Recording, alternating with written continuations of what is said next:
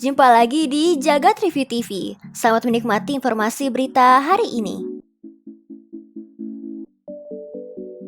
Uni Eropa mengesahkan standarisasi USB-C di Uni Eropa. Nah, sekarang Uni Eropa sudah resmi mengesahkan undang-undang yang mengatur penggunaan USB-C sebagai standar pengisian daya. Perangkat elektronik seperti smartphone, tablet, earphone wireless, e-reader, konsol game portable dan kamera kini diwajibkan secara hukum pakai USB-C untuk part pengisian daya. Regulasi ini mulai berlaku di musim gugur 2024 mendatang. Nantinya setelah 3 tahun, peraturan ini akan berlaku untuk perangkat laptop juga. Tujuan standarisasi ini agar tidak terlalu banyak limbah elektronik dari penggunaan charger yang berbeda-beda yang membingungkan konsumen. Satu jenis charger bisa untuk semua perangkat, praktis kan?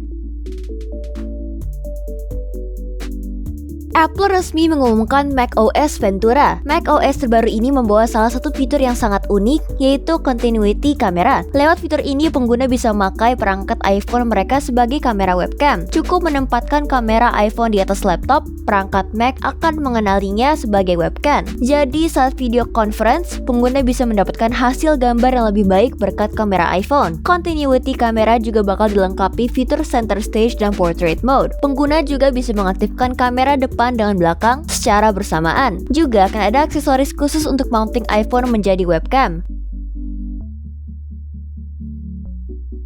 Apple akhirnya resmi mengumumkan SoC terbarunya, M2. Ini adalah penerus dari Apple M1 yang dirilis di tahun 2020 lalu. Fabrikasi 5 nanometer, jumlah transistor 25% lebih banyak dari generasi sebelumnya. Tetap menggunakan octa-core CPU, tapi GPU-nya meningkat dari 8-core ke 10-core. Untuk cache CPU, pada high performance core ditingkatkan jadi 16 MB dari sebelumnya 12 MB. Menurut Apple, di pengguna daya yang sama, performa M2 meningkat 18% dari M1, sedangkan GPU-nya meningkat 35%. Juga untuk RAM sudah mendukung memori LPDDR5 6400 dengan kapasitas maksimal di 24 GB dari sebelumnya 16 GB. SoC ini bakal hadir di MacBook Air dan MacBook Pro generasi terbaru tahun ini.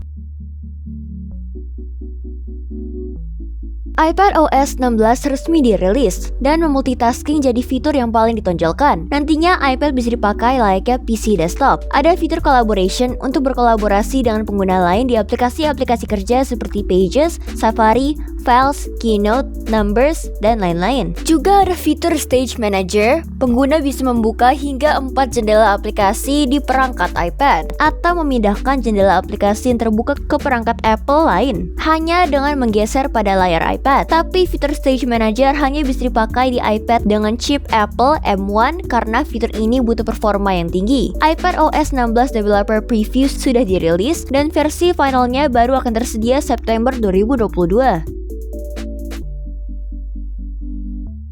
Laporan riset terbaru yang dipublikasikan oleh DSCC memaparkan bahwa penjualan smartphone lipat di kuartal pertama 2022 meningkat hingga 571% dibandingkan dengan tahun sebelumnya. Dengan total penjualan mencapai 2,22 juta unit terjual di bulan Januari sampai Maret 2022. Brand smartphone lipat yang mendominasi kategori ini antara lain Samsung dan Huawei. Untuk jenis smartphone lipatnya sendiri, smartphone lipat jenis clamshell rupanya paling diminati dengan pangsa pasar hingga 70%, di mana Samsung Galaxy Z Flip 3 merupakan salah satu yang populer dengan 51% mendominasi penjualan smartphone lipat global. Sementara Huawei juga tidak kalah populer dengan keberadaan Huawei Pocket P50 yang juga memiliki form factor yang sama. Mesti dilihat memang apakah tren ini akan berlanjut atau tidak.